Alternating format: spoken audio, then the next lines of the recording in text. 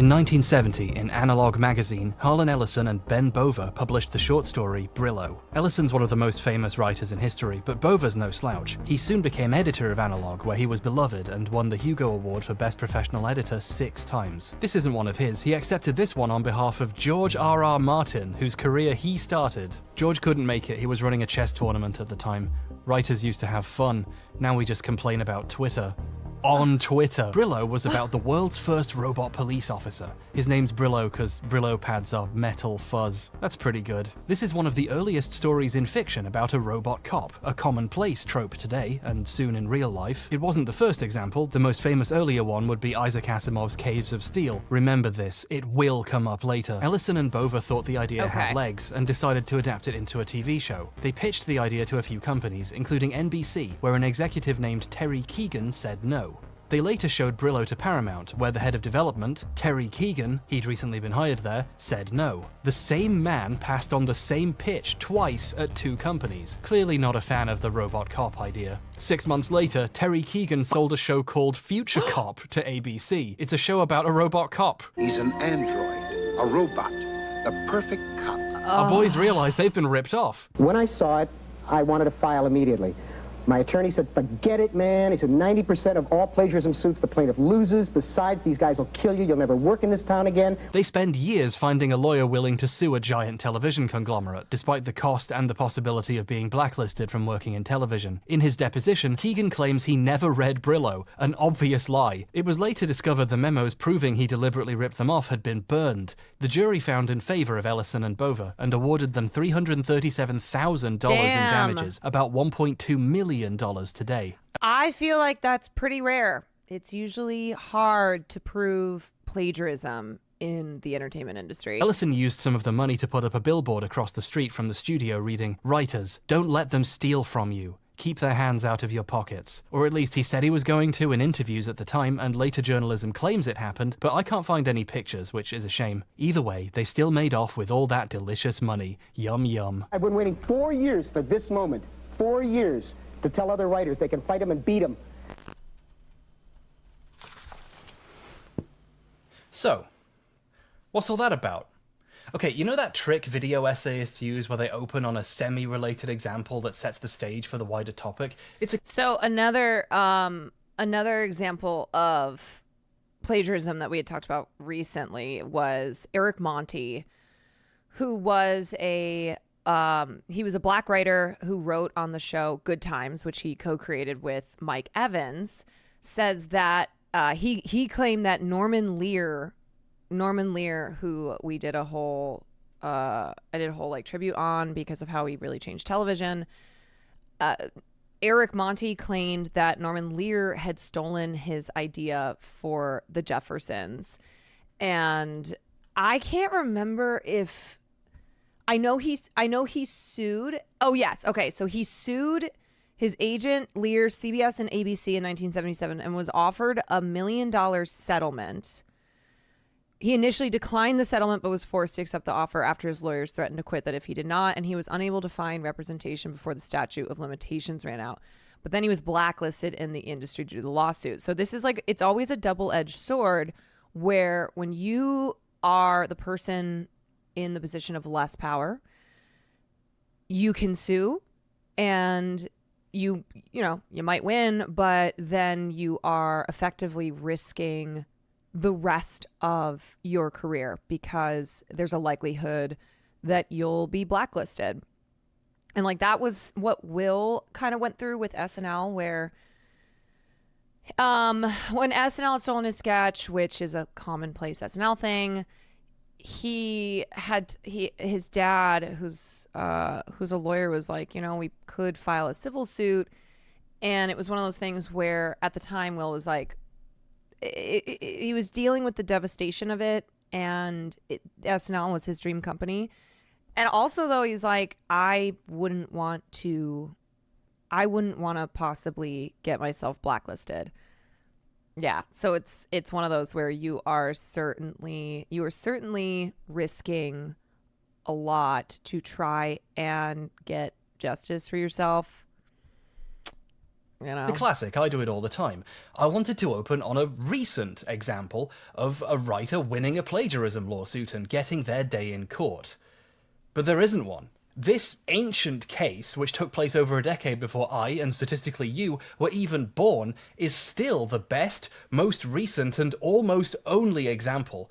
Ellison and Bova are among the few writers to ever see financial compensation for their work being stolen. Oh, this always happens. Testing, 1, 2, 3. For the foreseeable future, if someone else on here steals your work for money, there's not much you can do except talk about it. A few years ago, I made a video with some examples of plagiarism, and Caroline, I went to a Paul Scheer book event, and oh my God, he told his SNL story that he had to leave out. They also stole from him and even invited him to a party only to tell me he didn't get cast. Yeah, SNL is a messy, stealing bitch. It is not an uncommon thing to have your sketch or something stolen from SNL.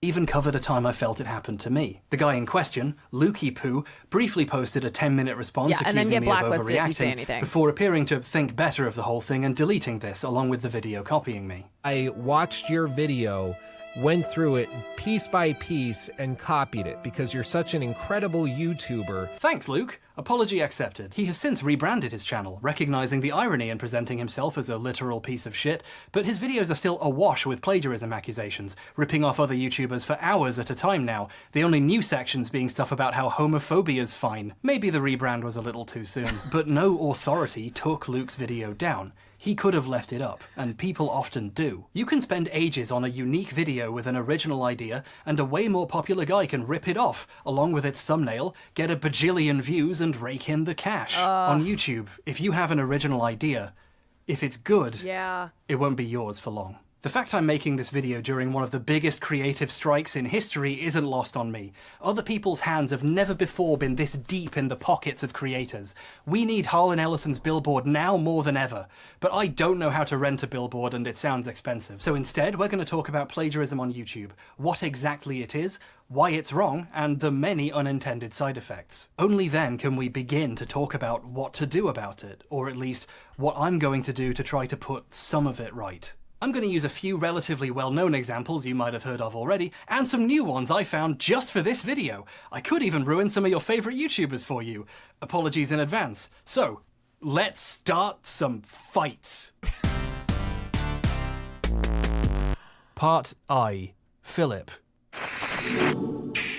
What's going on, everyone? Thanks for clicking on the video. Philip Mewson was a YouTuber who reviewed Nintendo Switch games and accessories and talked about Nintendo-related news. His videos were surprisingly well edited, and by that I mean they used way too many fancy transitions. I mean, they're not even hard to do, you just drag and drop them on your timeline and what? But when he applied for a job at IGN, his obvious mastery of a plugin everyone else also has, and existing channel with a decent size led to him getting picked as their new Nintendo editor. On August 6th, 2018, his review of Dead Cells went up onto the official IGN YouTube channel. But then on August 7th, YouTuber Boomstick Gaming posted a video titled, "IGN copied my Dead Cells review. What do I do?" He had noticed some similarities between Philip's reviews and his own, published in late July. Dead Cells takes a progression of a Metroidvania and integrates it into this procedurally generated action roguelite. It takes the progression system of a Metroidvania and transforms it into a procedurally generated action roguelite. This combat system is fast, fluid, responsive, and one of the most rewarding representations of 2D combat of the entire genre.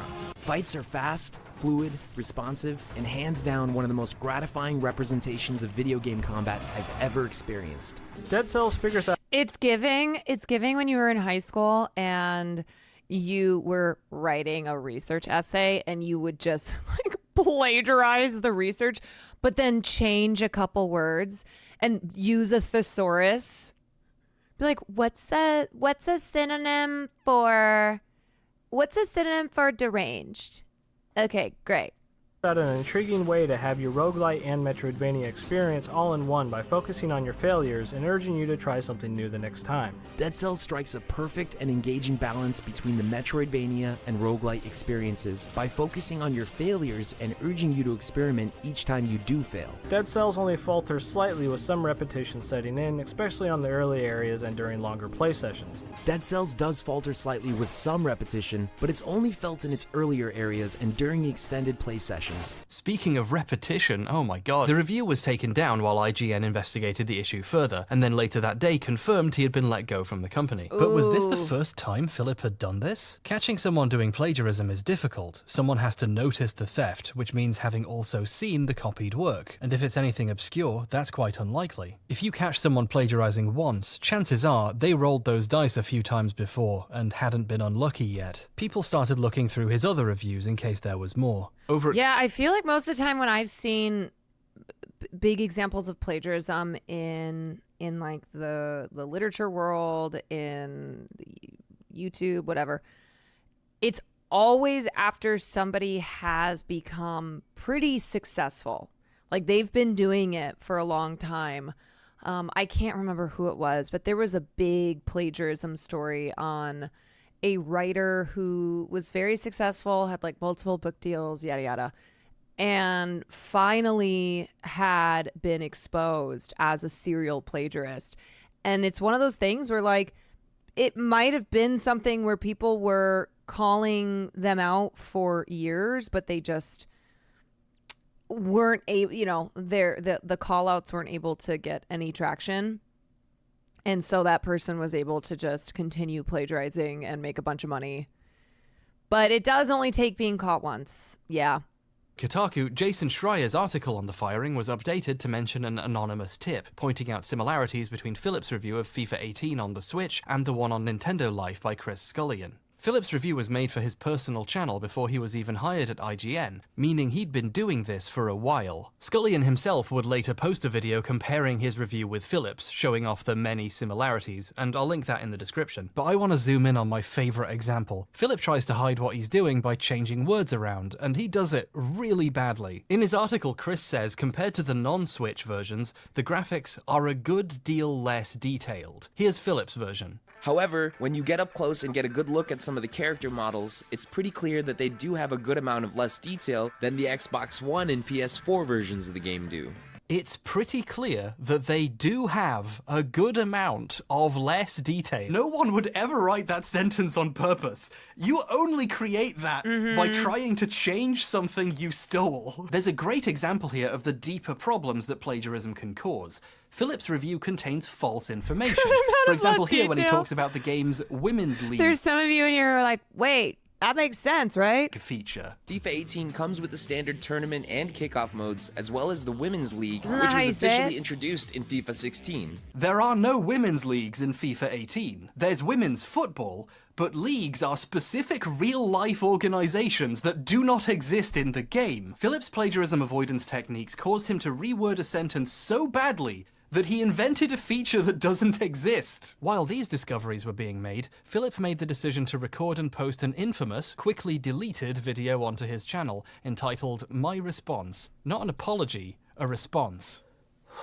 Did he plagiarize this Philip too? denied everything, took no responsibility, and told numerous lies in this video. At the time, this was criticized heavily by everyone for obvious reasons. But looking back on it while trying to understand this kind of behavior, it's actually really useful. This is worth looking at in a discussion of plagiarism because by being so poorly thought out, it's actually a valuable insight into how people react when they're caught and the different ways they try to cover their ass. When someone more competent than Philip uses these techniques in a subtler way, we can recognize them for what they are. Thanks, Philip.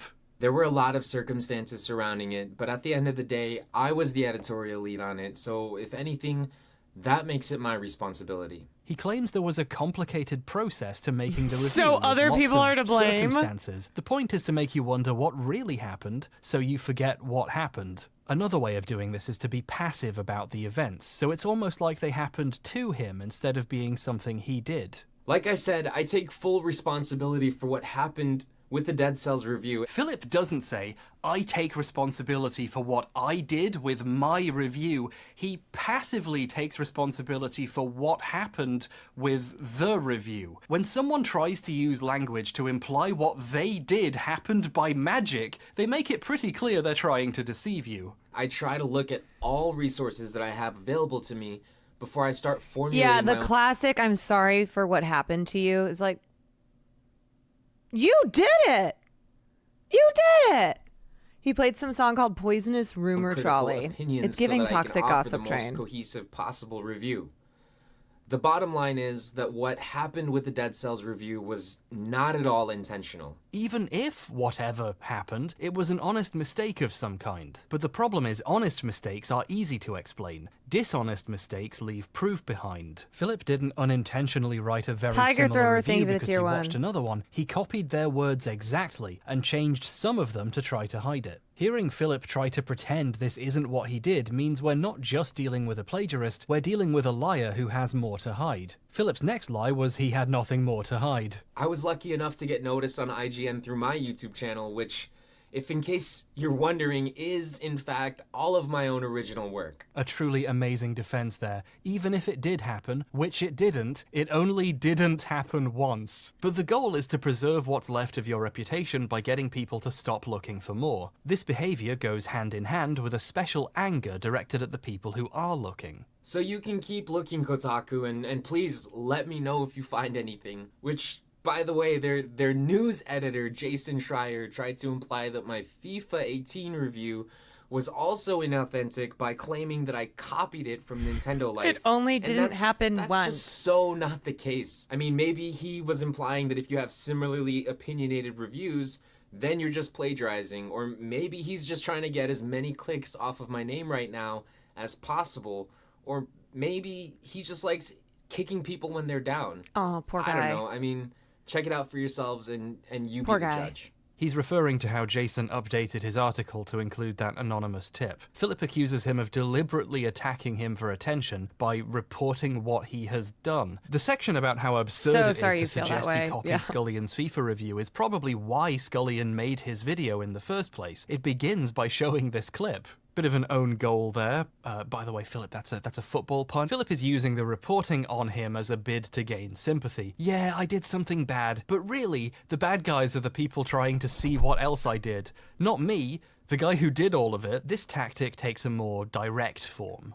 But one thing that I do know is that it's not very fun being the target of a gigantic lynch mob Cancel who culture, wants woke nothing mob. more than to feed into your destruction. The amount of hate and threats that I've been receiving on social media have been pretty staggering. So every time someone who's done a big fuck up says something like this as a way to garner sympathy, look, the internet is awful. Okay, I've gotten death threats. Like I know that happens all the time. But I always wonder when I see people who are trying to provide cover for the shit that they've done, I'm like, I don't really believe that. I don't. Or like maybe if you have, maybe it was like one. I don't believe though that it is this terrible thing that's happening to you in the way that you're making it sound. You know? It's hard for me to believe that because this is like every time Brianna Wu's talking about how she just, she's always posting about these horrible things that people are saying all day, every day. And there, you get to a point where you're like, is this just a ploy for sympathy to make yourself out to be the victim? Because it's hard to believe that you, being on the wrong side of things, being on team evil, are getting all of these constant heinous messages where I'm not saying, I don't want to be a person who's like, show proof, but it is something when you're constantly saying that you're getting shit like that for just simply being brave enough to voice your opinions. It's like, well, you lie about everything else, so are you lying about this? And I get it. Actually, so gross to compare it to lynch mobs. People Yeah. are mad, and rightfully so. Like, I But don't it's one thing believe to go and that harass that's me, happening. Berate me with hateful words and threats. And it's a whole other thing to look up my family members and spread hateful comments on their social media accounts. It's just not okay. I mean, not on any level. Obviously, no one deserves to have their family members threatened over their plagiarism, and there is a valid conversation to be had here about how we treat people who we believe to have done something wrong. And Totally. it's really unpleasant seeing... Totally. And I agree with that as well. I totally agree with that. It just is something where it always feels like it's being used as I'm not the victim here. I am the victim here. Everyone else is awful. Like, you should feel badly for me, actually. It's like a diversion. What are your thoughts on the Kate Middleton conspiracy now? She's an AI.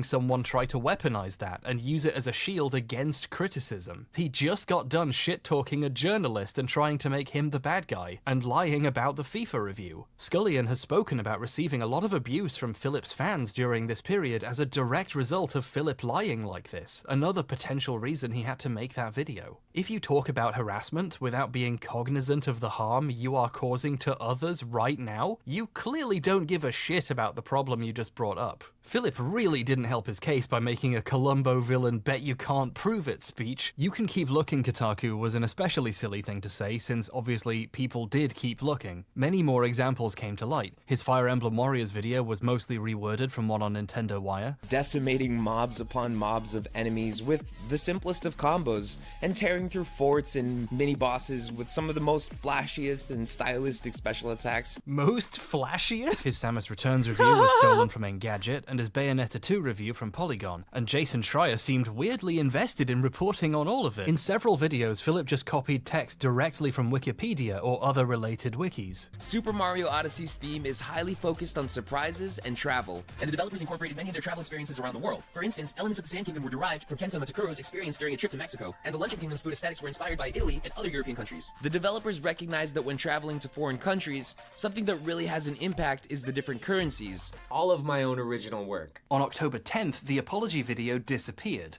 along with 901,000 views worth of other videos from Philip's channel. For a small YouTuber, this means a lot of videos getting privated or deleted all at once. This is actually another important tactic that plagiarists use, to try and hide as much of the evidence as possible. Philip has successfully hidden the extent of what he actually stole in his YouTube videos. Many of Philip's videos are now considered lost media, referenced in articles about the plagiarism or in videos showcasing it, but not as actual copies that you can watch. This is obviously no big loss, but it sucks for me that there's not many archived copies of some of these videos because, like, now I have nothing to cut to as reference footage. It's just, now I just have to stand on my set and talk to you. His article about Octopath Traveler is a fucking doozy. It steals a bunch of shit directly from Jeremy Parish's review at Polygon. And let me just say, buddy, if you can barely string a sentence together, people are gonna know something's up when you're suddenly using words like extrudes. When this was discovered, Parish tweeted, "Dang, I got extruded right into the middle of a scandal," which is probably the funniest thing to come out of all this. But that's not the only thing he stole for this one article. It also plagiarized one of his co-workers at IGN. Words from Seth Macy's video review of the game made it in too. Here's some clips from Macy's video. Both its battle system and aesthetics pay loving tribute to the Super NES era. While this isn't merely a modern retread of past classics,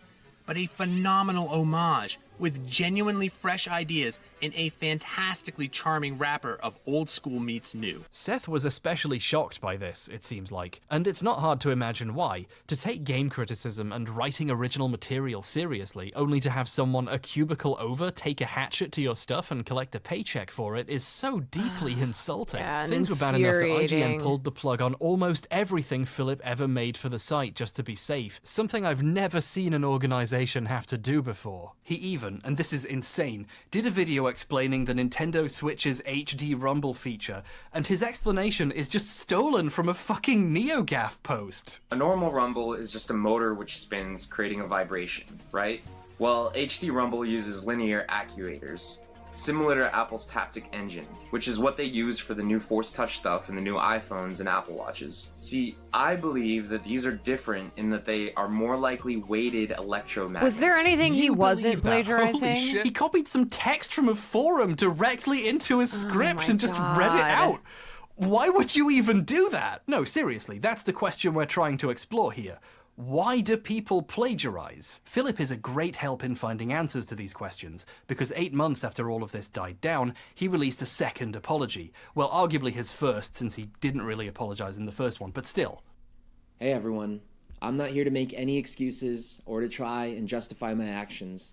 I'm only here to apologize to the people that I've wronged. He says sorry directly to several of the people he copied from, but to avoid making himself look too bad, he doesn't mention the forum post or the time he stole from someone else at IGN. The white or a shirt, bunch of yeah, the classic white shirt.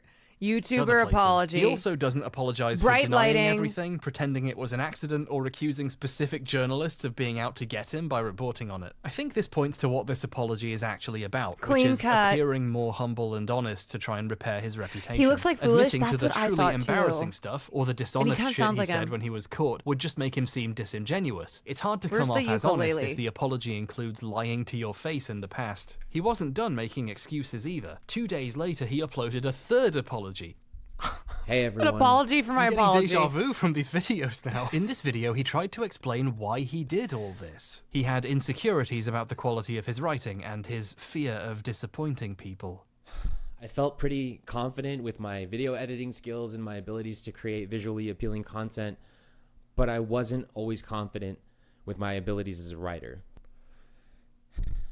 And when I got that big break with this awesome gaming company, my insecurities were amplified by like 10 million because the audience was bigger and the expectations were higher. Aw, your insecurities. Really wanted to do well, but I was also really scared of saying the wrong We're all fucking thing or insecure. putting out a bad review. Now, maybe it's because he's lied before and still wasn't owning up to the extent of what he did, but I simply do not accept this I just as the had reason. imposter Lots of people syndrome. have anxiety about their writing. In fact, I'd say most writers do. Not many of them handle it by stealing, so anxiety and pressure feel like an easy excuse. From seeing almost all of Philip's videos... Yeah, you want to know what's not going to work on the human race in 2024? Doing some real shit and then going, I just have anxiety and that's why I did it. We're like, yeah, we all do. I feel comfortable in calling myself a Philip scholar at this point. I can tell you for a fact that he is bad at making videos. He thinks cinematic transition packs equal good editing, which is the reddest possible flag, but even in terms of basic content, the videos are just bad. His earliest videos are just news about the then upcoming Nintendo Switch. Or stuff like the top 5 ways to play the Switch, a console that no one Is can Will play. still spending time with Single family? Joy-Con Yeah. method, and it's probably going to be the least preferred way to play the Nintendo Switch. When the Switch was out, he branched have out into anxiety, reviewing so I committed accessories tax like fraud. carrying cases and stuff, Based. and doing unboxing videos. Some videos are just summarizing Nintendo press releases. This is the literal definition of content. It's like it got squeezed out of a Nintendo-branded tube somewhere. It's the most how do you do fellow kids energy I've ever seen coming out of a 28-year-old man. So he started doing the most egregious audience growth tricks for dummies you can imagine, like constantly having giveaways for subscribers. Philip's following didn't grow organically from people liking him or his work. Those people don't exist. It grew from offering free shit if you subscribed. But I'm gonna give Philip some credit here and say at some point he recognized, correctly, that he didn't know what he was doing. I mean, if it's obvious to me watching them, it must have been obvious to him making them, right? So, what do you do if you know you won't get ahead without copying someone better?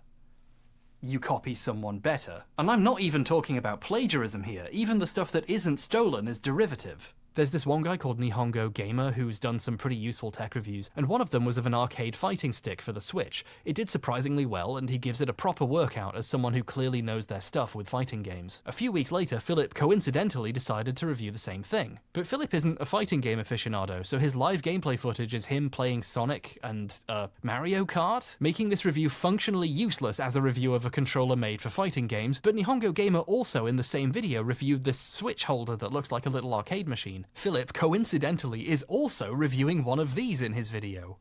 This game is so much better now. This makes this game so much better. This isn't even plagiarism, it's just Strange. Philip didn't know how to build an identity of his own, so he just borrowed the style and content of successful videos in an extremely cynical way. He didn't make these videos for the fun of it, or because he cared about making them. He just wanted to be It was always just about successful. chasing success by any means necessary. Yeah. And when that didn't work out, he just borrowed even more directly and got into this mess. In a fairly recent interview, he's described himself during this period as having imposter syndrome.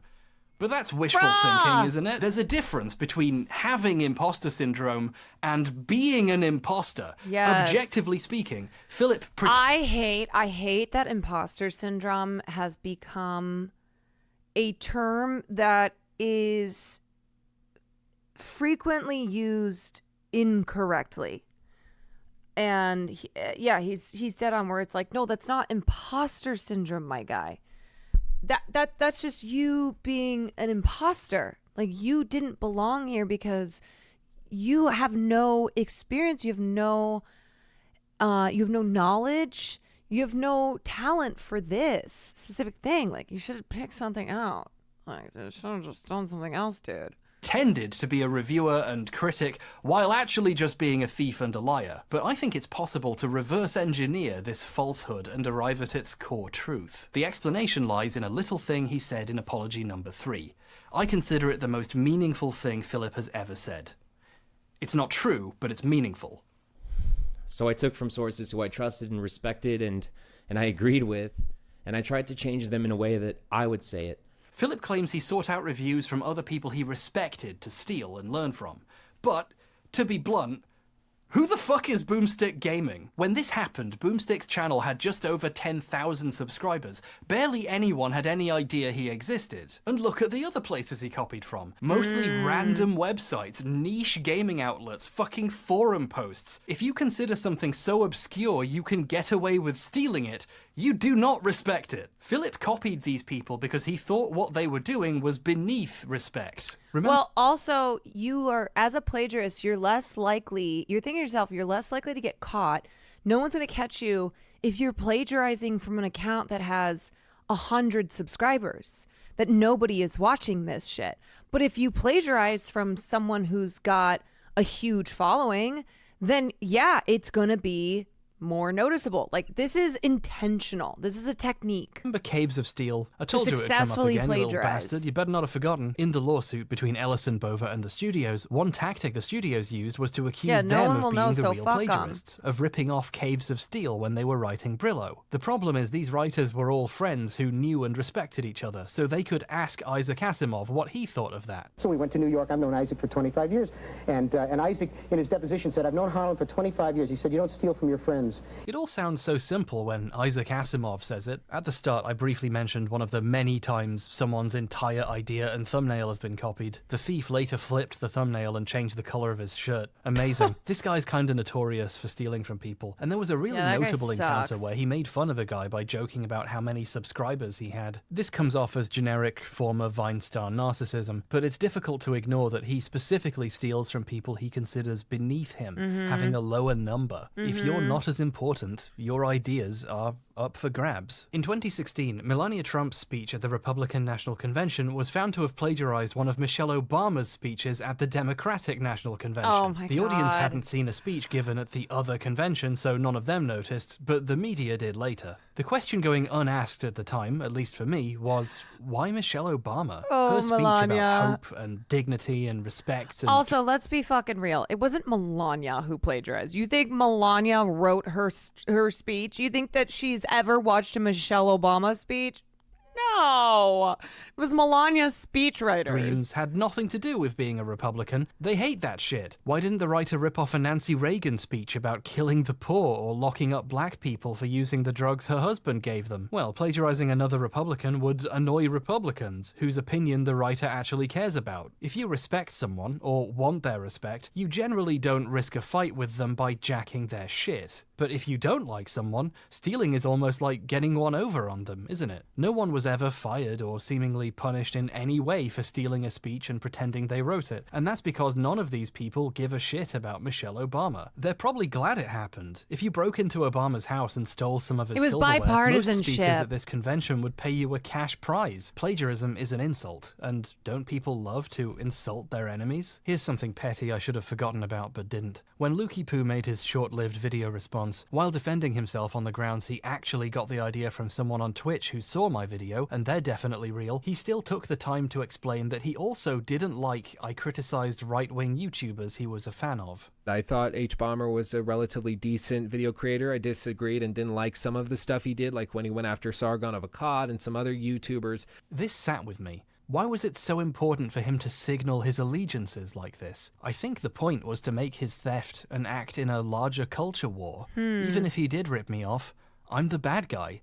I don't deserve to be treated properly, so if anything, it's good if he did. You don't steal from your friends, you steal from the guy who made fun of Daddy. At this point, I'm convinced the only thing hbomberguy needs more than a testosterone shot and some estrogen blockers is a lesson in humility. Okay, all right, where does, and I mean fucko. this as a compliment, the most fuckable twink I've ever seen in my life get off telling me how to manage my T levels? Is he speaking from experience? The way Philip pivoted when caught to attacking his accusers feels all too familiar to me as someone who has received the same treatment from someone Really like him. wanted to There's talk. this indignation to it. I'm better than you. How dare you tell me not to steal? What's emerging here is a social element to theft. Babyface Plagiarists seem twink to have this Bill belief talking they are shit. better than their targets, more important, more deserving of credit, better politics, a better class of person. Your ideas are wasted on you. They'd be much better served in my videos. Other games people looked down on what Philip did with so much anger, and people from IGN continued to be aggressive at him for years afterwards,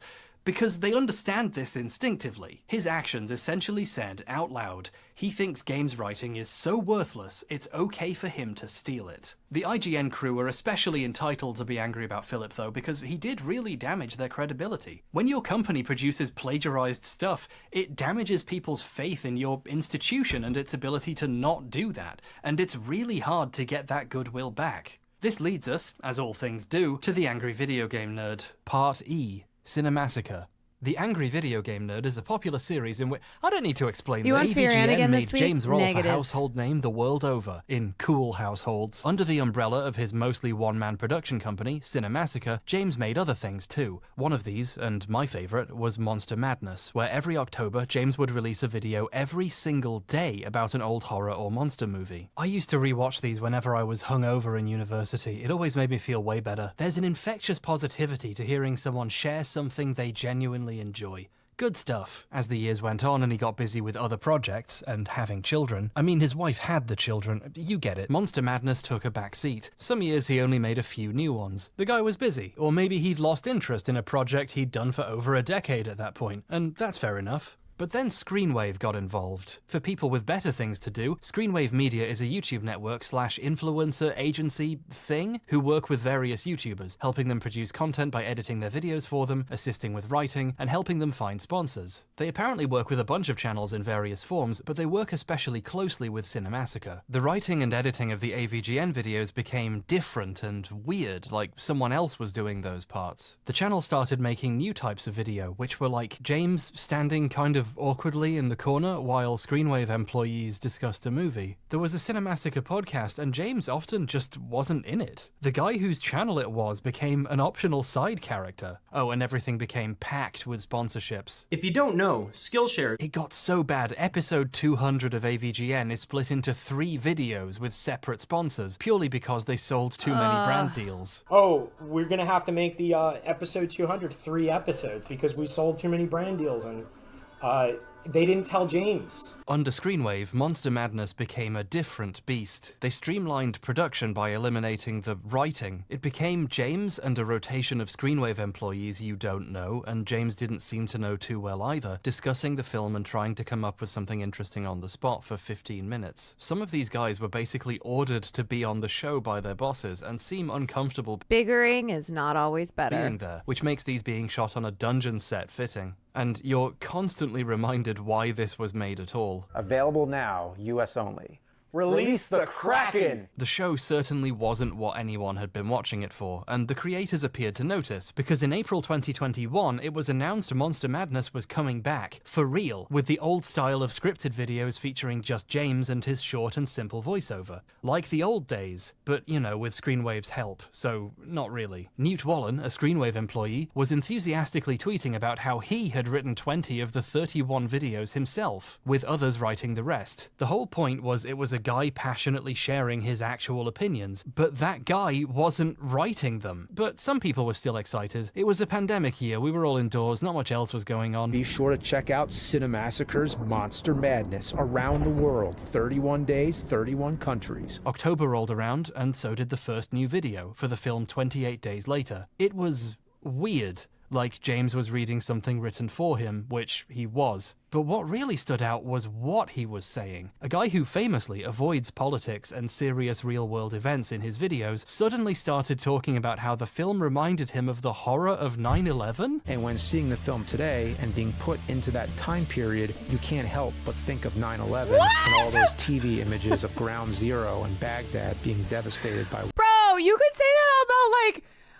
any then horror, action, so many movies would be like, I just really thought of 9/11. It didn't take long for people to start Googling the words he was saying. A user named ZB123 posted a thread on Reddit showing a huge portion of the video's script was taken directly from a review in Film Comment, a fairly well-known film criticism magazine, by Dr. Cecilia Syed, who is currently a senior film lecturer at the University of Kent. Let's compare and contrast, shall we? Horror films are frequently interpreted as allegories of our realities. Okay, that was quick. Their fantastic or supernatural elements often spawn from symptoms of social and political tensions in a specific era. 28 Days Later is set in a post-apocalyptic Britain, which has been devastated by an epidemic that within seconds can transform its victims into crazed cannibal killers. Following a car accident, he wakes up from a 28-day coma. Finding the hospital abandoned, he walks out and wanders through the empty London streets. He finds that people have fled the country after the outbreak, but those who remain are either dead or have become infected. The group sleeps in debris of buildings, eats canned food from abandoned supermarkets, and fights off the infected. 28 Days Later aligns itself with the typical loss of individuality plot. It's interesting to read 28 Days Later in terms of the state of affairs of the world. The movie began shooting on September 1st, 2001.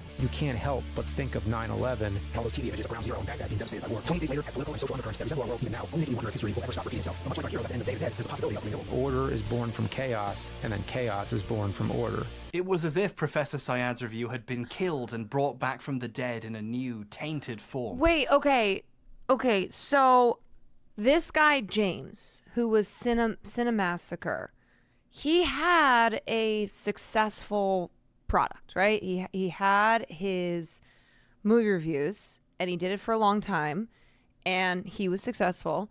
And then he kind of took a break, took a step back, and then like came back along with what's the company? Wave, the one company. Yeah. So it seems like he sold his channel to Screenwave. Seems like he sold his channel to Screenwave, but then stopped doing the work and just started plagiarizing. Because, like, it's not that he was plagiarizing before. It's that when he started working with Screenwave, which made the product off the bat worse, then he started plagiarizing. Or was it always... Okay, let me just watch on. That's not how the zombies in 28 Days Later work. Okay, it was like her review was the patient zero of... He didn't write it, though. It was the writers at Screenwave. Okay. 28 Days Later reviews, and it infected the... This is pretty He just didn't straightforwardly check. plagiarism. The angry video game nerd had just stolen a film professor's review of a movie. In true AVGN fashion, shit hit the fucking ceiling. What was going on? Initially, Justin Silverman, the lead Screenwave guy, claimed this was a result of a new person who was helping, accidentally mixing some notes into a script, and this would be fixed soon and all the other episodes were fine. The new person thing isn't true. The guy who did it had worked with Justin for like a decade, but I can understand trying to protect someone's identity if you believed they had just made a small mistake. Justin updated the page the video was posted on to say it was being corrected to remove some accidental plagiarism, whatever that means. So whoever did it, they successfully convinced convinced Justin this was an accident. But it wasn't. There's the telltale red flag of the awful writing you get when someone who can't write tries to rewrite something they copied. The movie starts with the usual tropes. Mankind's experiments go haywire, resulting in destructive results. There's another way you can prove it wasn't accidental. You know, the other excuse we've heard before, how it just happened once and the rest of the videos were fine? They weren't fine. Reddit user Retired Fool went on the website the videos were being hosted on and found the second episode uploaded early. Most of it was from a review on ScreenAgeWasteland.com. The hot weather was The movie hot. opens with a shadowy figure with multiple hand attachments who calls in the boys, 4 men from a government agency trying to deal with an alien invasion in a small New Zealand town. Peter Results Jackson do plays be dual resulting. roles of Derek and Robert, who interact through the use of creative camera work and editing. So Jackson handled acting, writing, directing, cinematography, editing, and special effects for the film. Derek is perhaps the best character in the film. He's bloodthirsty, clumsy, funny, and a little too full of himself. He spends a good portion of the film on his own, but Jackson manages it. He's got a good sense of physical comedy that comes in handy when Derek is dealing with a flap of his own skull that keeps allowing pieces of his brain to fall out. Bad Taste watched is this a 3 times gloriously already. gory entry in the my splat gosh. stick genre and a true cult classic.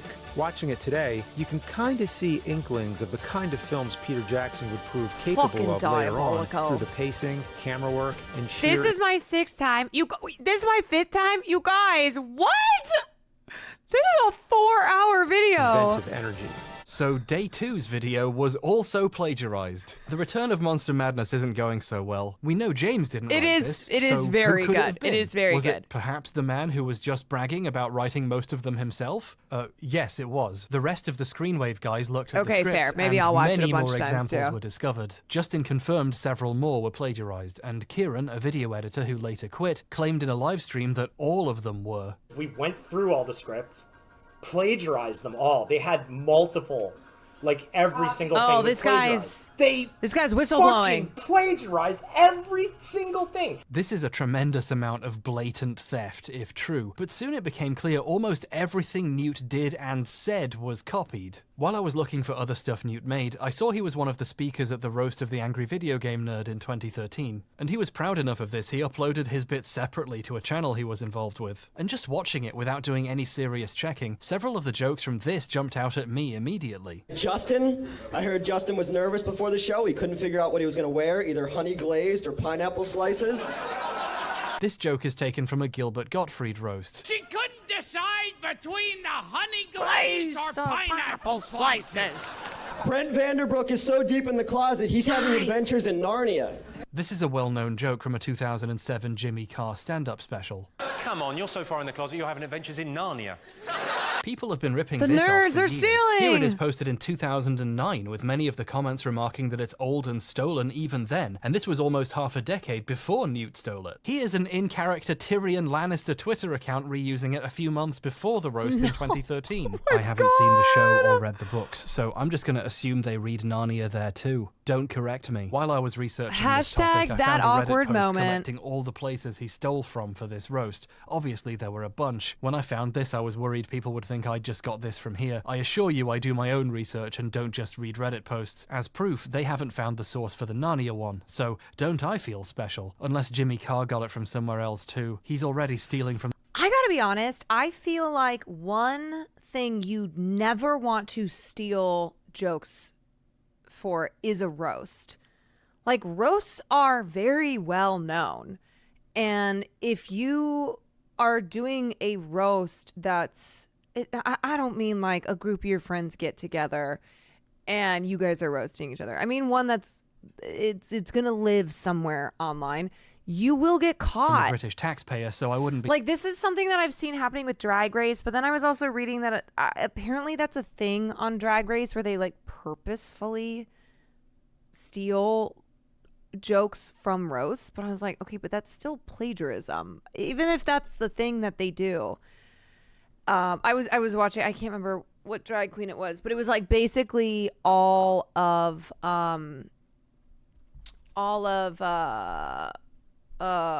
what's her name? Nikki Glazer. Yeah, Nikki Glazer, who's a roast queen.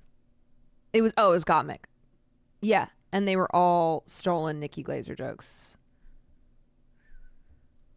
Be surprised. Newt had just been very Nikki sloppily Haley, taking yeah. shit for over a decade. The guy was fired, and from the sounds of things, everyone's bitter about it, especially the guys who had to make new Monster Madness videos to an insanely short deadline. And then we have to rewrite 20-something scripts and re-edit them in a week. Even James Rolfe himself got involved. He quite famously avoids talking about controversial stuff, like 9/11, but there was enough confusion he saw fit to descend from his throne of gold and put up an unlisted video explaining what happened. One of our writers had somehow added a portion that was taken from a pre-existing article. That's unacceptable. Somehow. And all of us here apologize for letting that sneak in. He went with the story Justin did. Some new guy was an pasted accident. something wrong and confused his notes into the Goddamn script. Jeff. The short story is somebody Everybody fucked up. hates Jeff. Somebody knew. I'm not sure if this was recorded before this turned out to be a lie, or if they just decided they didn't need to explain it to the public in Fucking detail. Jeff. And that's understandable. But either way, it wasn't somebody new. It was somebody Newt. That's your joke for this video. Doing research, I found an interview with Newt about a low-budget horror film he wrote. However, the picture they used was Philip Mewson. I have no idea how this happened, but it's very funny. For the creative people watching, there's a kind of positive lesson here. You might be mystified why someone would copy stuff for a review. Why is it so hard to just write your opinions on something? But it turns out writing a good review is really difficult. For example, I use the phrase "it turns out" more than once every video by accident because I'm bad at it. I'm not even joking, I've written "it turns out" in the next section without realizing it. That's how fucking bad I am. Being able to write a good review is I'm so sorry, you guys. I'm getting a call, and I think it might be serious, so... unique and difficult skill. Creative people often have trouble recognizing their skills as skills because eventually they feel like second nature, and they don't feel real and practical like building a house or doming. But it turns in that this stuff actually is valuable. If it wasn't, people wouldn't be stealing it. Creativity doesn't feel super special or unique until you realize people have to plagiarize it. Ugh, I accidentally bought this in size twink instead of bear. Oh, would you like some talcum powder with that, sir? No, it's fine. Oh. I could wring the sweat out from that and probably sell it. It's worth noting that even when the plagiarism was cleared up, the new videos are still weird. The entire appeal of Monster Madness was it was one guy passionately sharing his opinions. If someone else wrote those opinions, even if they're not stolen, what exactly is the point? James put this better himself a few years back before this all began. I want to make original films. Lots of people say, well, get somebody to help. Well, I can't get somebody else to write the review for me. It's an opinionated thing. Imagine if it was somebody else's words and they say, this movie's great, and then I think, oh, well, this movie sucks. So if I'm doing the review, obviously I have to see the movie and write the script. It's all me. This is probably why he made a statement about this. Most people watching would have assumed James wrote the words he was saying, especially since he'd been so vocal about this before. Oh, this sorry, is an guys. insidious... Sorry, someone I haven't talked to in a long time, who I used to work with, had texted me, and I just right away was like, oh, fuck, this is serious. And I just found out one of my former bosses who was really instrumental in my early days has cancer, but it's very bad. It's really bad. And I'm just like, Jesus Christ. So many people have cancer. Oh my God.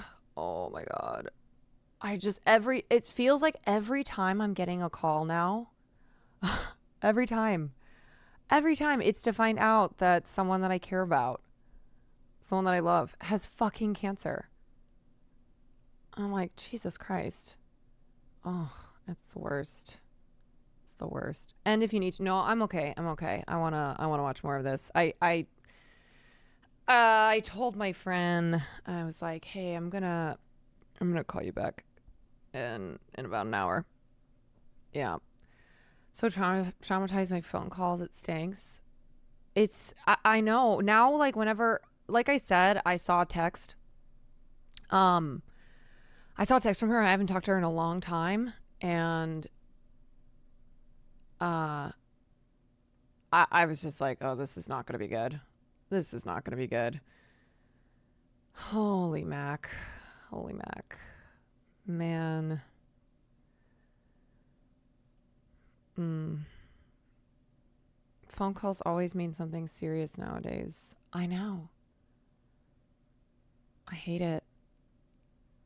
That intuition when someone messages you and you're like, oh, fuck. Yeah. Yeah, and she has 2 types of cancer. 2 types of cancer. Like, can you, I just, 2. I know. Yeah. Oh my God. I'm so tired of finding out women that I love have breast cancer. Like, Jesus Christ. Oh my God.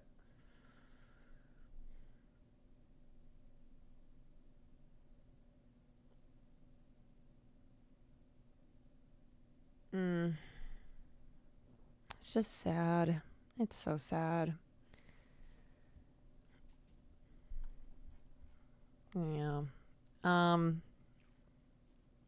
God. I mean, I get so scared even when my mom is terrible at hanging up the phone when she calls me and I don't answer. So she's always leaving voicemails. And still, even though I know that my mom is just accidentally forgets to hang up, I still have the fear of God in me. I'm frightened, especially because my dad's had a couple heart attacks. He has hella stents in his heart. And so it was particularly bad, like, for the first few years after the heart attacks, where every time I'd get a call, I'd be like, this is it. That's it. You know, and you move away, you live away from your family. And so when you see that call, or if it's a call late at night or a call really early in the morning, you're like, yep, this is the call. And then it's not the call, but you still, every time it's another call, you're like, this is it. This is the call. Aware the call. I know. And it's scary because you're like, one day it will be the call. Like, you know it will be. And thank God it's not right now. Thank God right now this isn't the call. But one day it is going to be the call. I feel you. My uncle just got diagnosed. Dude, it just feels like so many people constantly getting diagnosed with cancer. I mean, oh my God. When mom calls twice within 5 minutes, yeah. And you're like, please send a text. You want to know the horrible thing now too? Will has gotten so much bad news in the last 6 months that now whenever I call our friends, so Marsh, for instance, I had to call Marsh the other day because I didn't know when the Australians were going to be at Hassan's, and Hassan, of course, did not connect me with them. And he was all, they don't have a phone number, but you can hit them up on Discord. I was like, I don't fucking know I don't know them. I don't know their Discord. So I had called Marsh to just help me figure it out, and he didn't answer. He was asleep. But he called me back, and the first thing he said was, what happened? And I was like, oh, no. And I was like, no, it's just Kaya. I'm just trying to figure out how to get in Hassan's house when the Australians are going to be there. But he's just now used to, like, if I call him, it's going to be because something bad has happened. I know. I was like, I'm so sorry, Marsh. And I get mad at my mom for the voicemail thing. I was like, if I call you and it's not a serious thing, I will remember to shoot you a text and say, hey, not a serious thing. Just, like, need help with something. Yeah. Yeah, and that's happened with a couple people now where I'm like, oh my God, that's how much bad news Will has dealt with. Where when I call our friends, they just think it's more bad news. Yeah, it's sad. Just gotta really cherish the people in your life. Fuck, man. All right, I'm gonna go back a little bit. Let's watch this till I gotta go at 9. I think this will be good. I think this will be good for me to watch this. I don't really want to think about. I don't want to really think about this. This person who I deeply care about and who helped me so much in my early years of LA. Getting really bad news. Well, get somebody to help. Well, I can't get somebody else to write the review for me. It's an opinionated thing. Imagine if it was somebody else's words and they say, this movie's great, and then I think, oh, well, this movie sucks. So if I'm doing the review, obviously I have to see the movie and write the script. It's all me. This is probably why he made a statement about this. Most people watching would have assumed James wrote the words he was saying, especially since he'd been so vocal about this before. Thank you for all the love, guys. This is an insidious side effect of plagiarism in larger operations. It implicates the person reading the script, not just its writer. But here, the plagiarism is just a symptom of the direction Cinemassacre's videos have taken. The unstolen ones are almost as strange as the stolen ones, in the ways James once predicted. You can only hand off so much of your work before it stops being yours. It feels weird to say this about videos where a guy calls a game from 1992 a fuckstick, but the magic is gone. These aren't videos anymore, they're products. Late-stage Cinemassacre is so low effort, the scripts have obvious grammatical errors, and James just reads them without even bothering to change them. And it's with these survivors that Jim will struggle to stay alive with. These videos used to come from a place of interest and care, to entertain or share something. Now they're made by a production line for only one reason. Biggering is not always Internet bettering. video as a business is at odds with internet video as a medium, dare I say, an art form. Put the gun down. The increased industrialization of videos doesn't necessarily make the videos better, just easier to make. But if you want to make as much money as possible in the short term, you cut those corners and you make as much product as possible. This gives me a chance to respond to the most common question about plagiarism on the internet, which is, why should we care? Does it really matter in the grand scheme if a review of Octopath Traveler or 28 Days Later is stolen? If you think that, you should try extruding that logic a bit further until it reaches the pain receptors of your brain. Internet video isn't a silly playground where teens pretend to be scared of horror games anymore. It's a business. There is real money to be made in this space, or so the emails from the World of Tanks guys keep telling me. So it's definitely worth interrogating the fact people's work is being exploited in these money-making endeavors. Yeah. This issue will become relevant later, and by later, I mean now. If you want to maximize your profits by making a video every other day, how do you write that much material? You don't! Part Illuminati. And the thing is, like, it's not necessary. This is not, like, you just don't have respect for someone's work. This is not a life or death thing where you have to plagiarize so you can put out these videos every single day or else you're gonna die. No. It's a pun. I don't need to impress you. In 2021, when I was working on the vaccines and autism video, I needed something to listen to in the background while I built an Argos bookshelf. So out of curiosity, Unless it's like a weird I put Saw on other videos game. on the topic. One of them was by a channel called Illuminati. Plagiarize this writer whose real or name is I'll Blair rip your Zung. eyeballs out. I hadn't heard of her before. She seems to do videos covering multi-level marketing schemes, pyramid schemes, and failed businesses, stuff like that. And she seems to make a lot of them really quickly. I wonder how. The video was fine. My phone was several meters away and I couldn't be bothered to reach out and get it and change It's the abs, playlist, thank so you it for the just 2 kept months. going through her anti-vax videos. And at one point, I did a double take. There was a joint inventor on these products, a man named Hugh Freudenberg, a former immunologist who has been long controversial. In 1989, he was caught up in a bizarre lawsuit with the Food and Drug Administration, which told him he had to stop injecting his autistic patients with blood products. I remember pausing, budget B&Q hammer in hand, and thinking, haven't I heard this exact sentence before?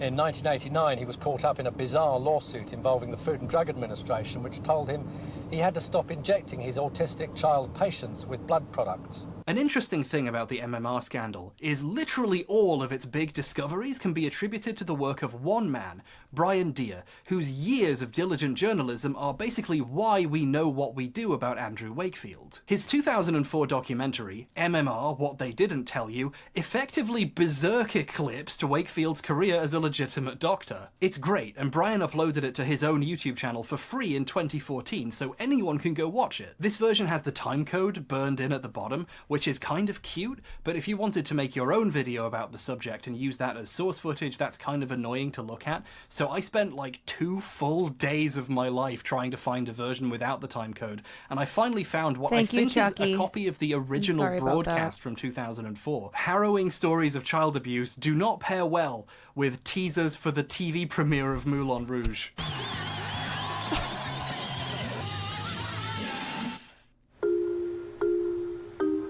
Oh.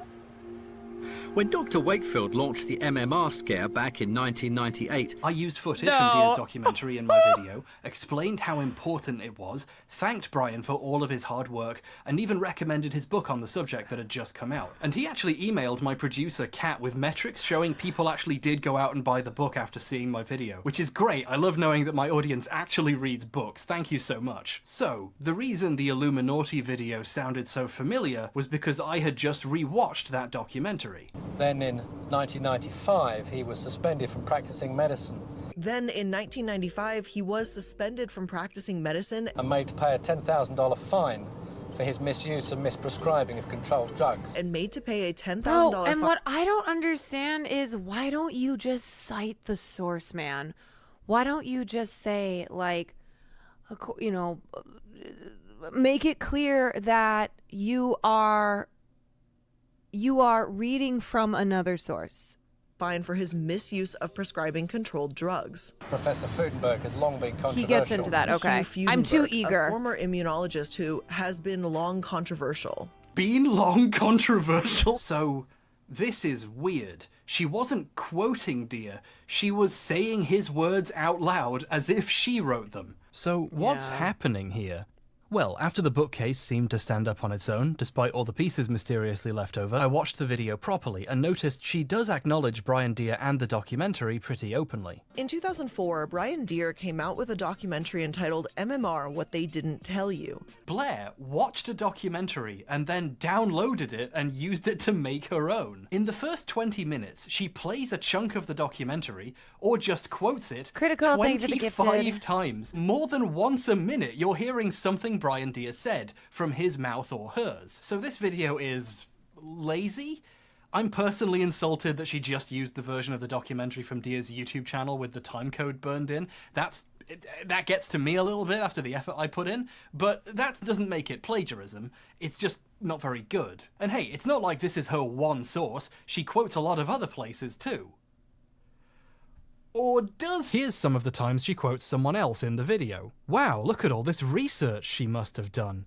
One thing though, what's the source for these quotes? Okay, we need to talk about how to cite a source for a second. If you watch any non-Illuminati video essay, you'll see these pretentious little commies put some text in the corner telling you where their quote comes from. This is so you know what they're quoting, so you can check it or go find it and learn more if you want, and to give proper credit to the people whose ideas or knowledge they're borrowing. If you're using someone else's words in a video you intend to make money off, it's very important to give proper credit and attribution. Listing where the quote is from is important, not just so it's easy for people to find and verify it, but it's useful context which helps people interpret what they're seeing. If someone showed you a quote that made a person look bad, you might feel a bit cheated if they didn't mention its source is a blog by someone you've never heard of that doesn't exist anymore. I have a little rule for quoting that other creators seem to use as well. If someone saw a clip of your video out of context, would it be possible for them to tell you're quoting someone and where it's from? Blair, for some reason, doesn't cite her sources. Here's a part where she quotes Andrew Wakefield. Wakefield also stated, mumps, measles, and rubella together might be too much for the immune system of some children to handle. I love there's a tiny Andy there for some reason, but not saying where he said this is pretty bad citation. But this isn't a mistake. Blair is hiding the source on purpose for a reason. You see... And then if you get called out, you can just... And be like, well, that's not properly said. You'd be like, oh, I'm sorry, I didn't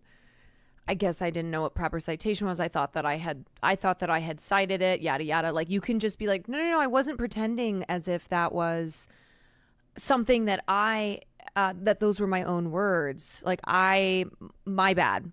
This quote is from the same documentary again. Brian Deere plays a clip of Wakefield saying it at a conference. Measles, mumps and rubella given together may be too much for the immune system of some children to handle. Why didn't she just play the clip?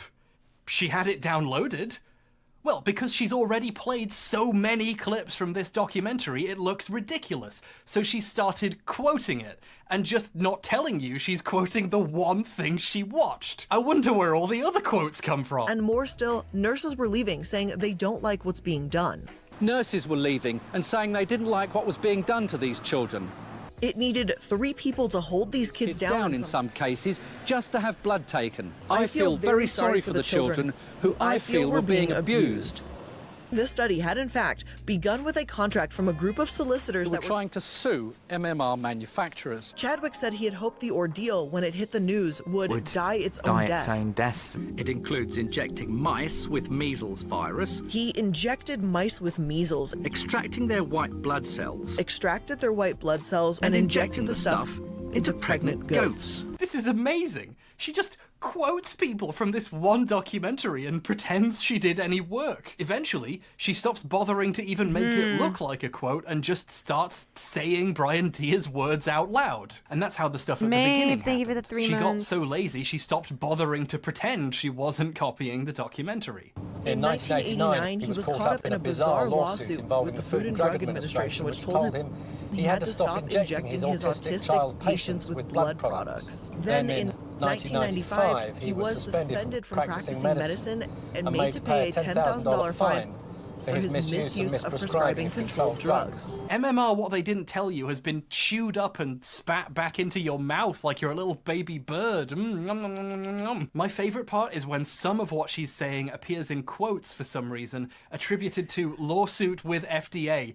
Like, no, Brian Deere said that. He established a scientific system. Yeah, that also feels like a very sneaky way, again, to make it seem like you're citing that part. But like the other parts, even though then you can later be like, no, the whole thing was a quote.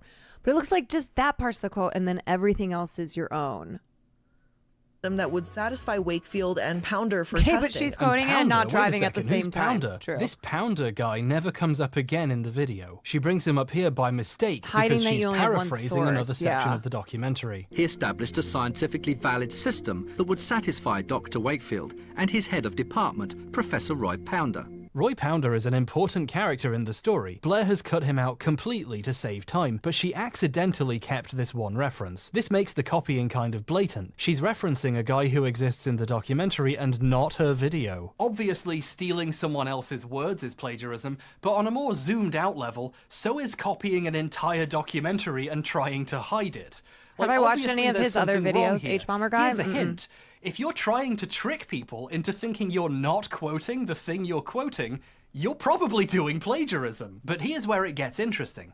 Blair knows people might notice this, so she's come up with a defense mechanism. The video has a link in the description to a list of sources, where stuff she quoted or showed in the video gets linked. This is normal, lots of people do this, although usually they cite them when they use them in the actual video, but still. It's an unlabeled collection of links that's difficult to sort through, but if you keep digging, eventually you find a link to Brian Deere's YouTube upload of the documentary. So now if anyone criticizes the fact she ripped it off, she can say, no, I was using a source, I cited it, check, it's in my list somewhere. And she uses this flimsy excuse to basically steal anything she wants. Blair frequently plagiarizes people, never mentions they exist in the video or cites them anywhere, but she puts a link in a list no one will read.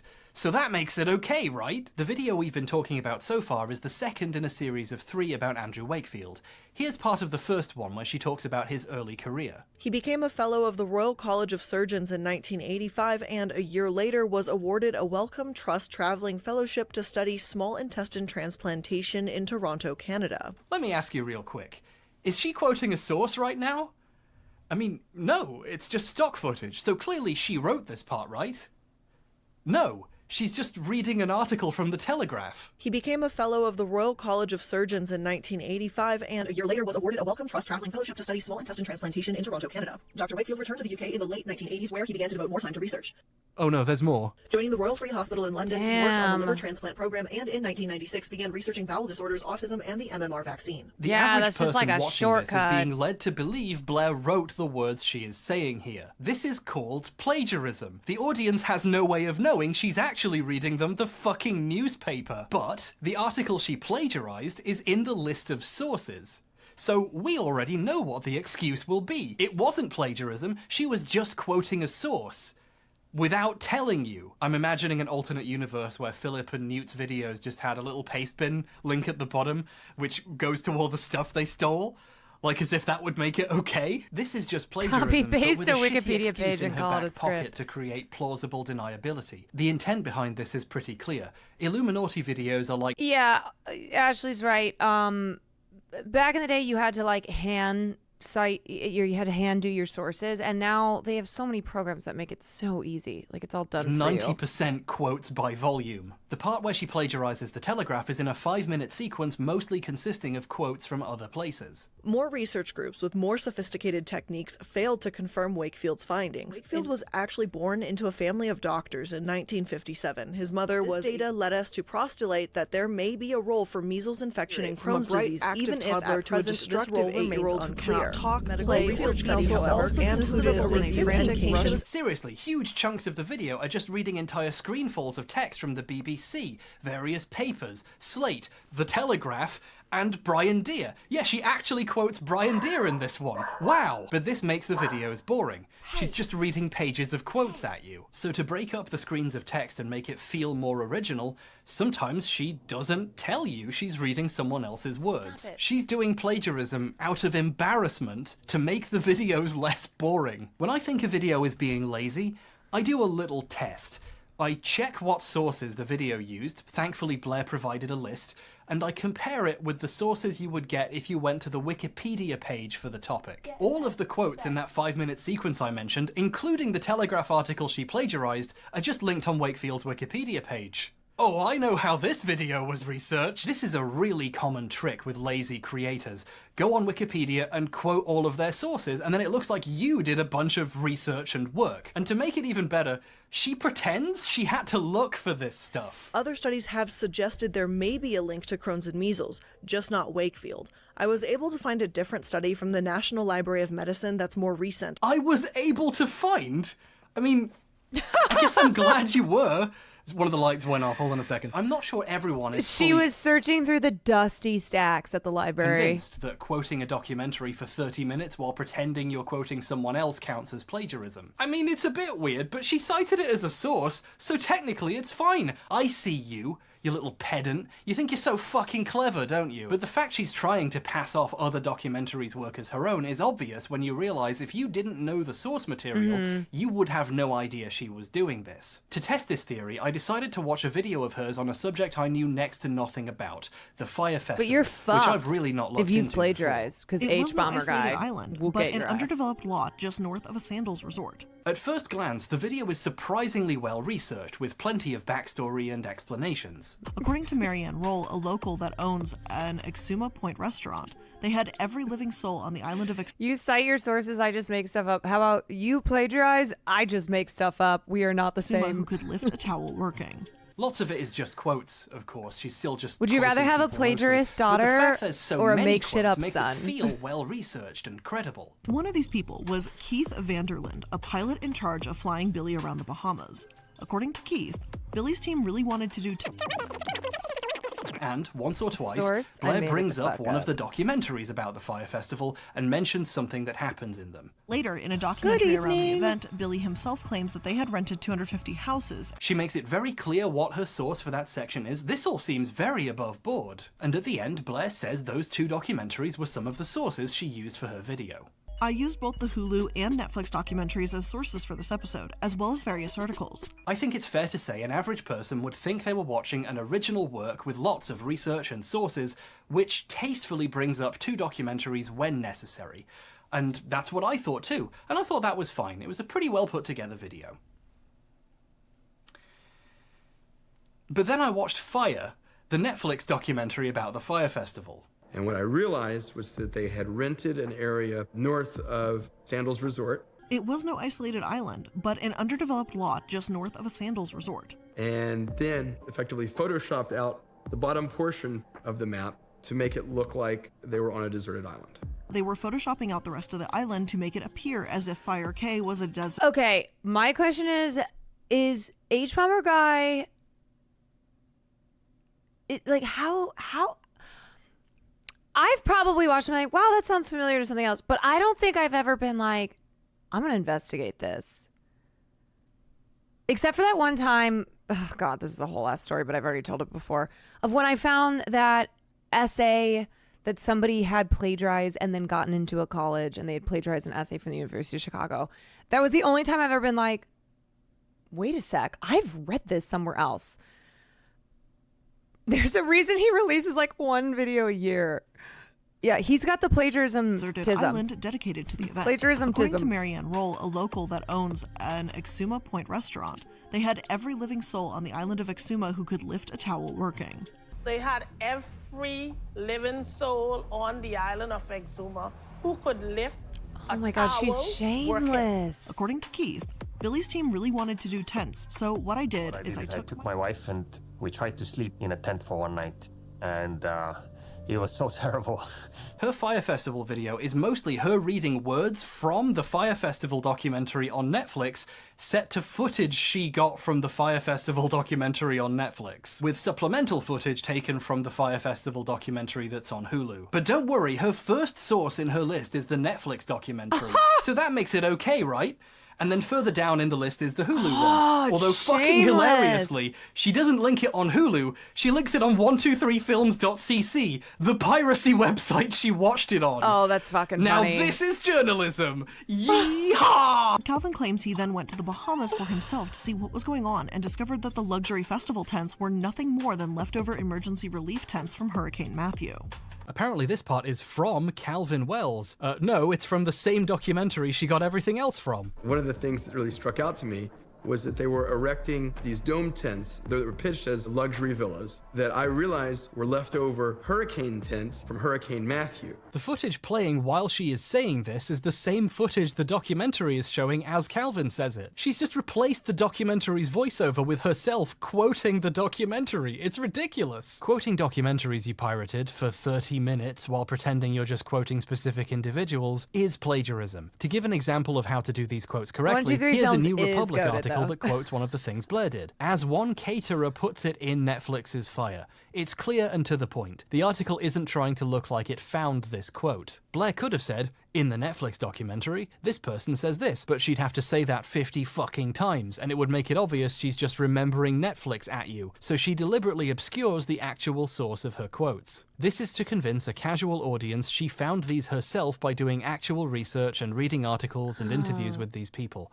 which she didn't. This is passing off the work that went into making the documentary as her own. When she brings up the other documentaries as if she's only just talking about them, this is a lie to make you think she hasn't been doing it the whole time. According to Mark Weinstein, a festival consultant, a metric shit ton, actually slightly more, an imperial shit ton of this video is just footage from the Netflix documentary. Seriously, you can't even fucking take your own screenshot of these articles? What the fuck? This isn't even plagiarism, this is genuinely just copyright infringement. Like, the copyright holder could get this video taken down easily, and maybe even take her to court for the ad revenue she got from their footage. You know YouTube's copyright system, where if you use 5 seconds of the wrong TV show, your video is demonetized? You're probably wondering why that didn't happen here. This is what the Content ID system actually exists to stop, after all. 1.2 million. Well, this is why the video has all these ugly filters. What Blair is doing is so obviously stealing that YouTube would notice, so she had to put bisexual lighting over all the footage she got from the documentary. Whoever's making these videos is fully aware.